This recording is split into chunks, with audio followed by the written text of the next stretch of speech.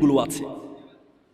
প্রথম হচ্ছে দেখেন, ব্যবসা এখানে যারা আছেন অনেকে চিন্তা করেন পৃথিবীতে যত পেশা আছে একমাত্র পেশা, যে পেশার কথা আল্লাহ কোরআনে বলেছেন, আল্লাহ বলছে আহাল্লাল বাইয়া ওয়া হাররামার রিবা, আমি তোমার জন্য ব্যবসাকে হালাল করেছি।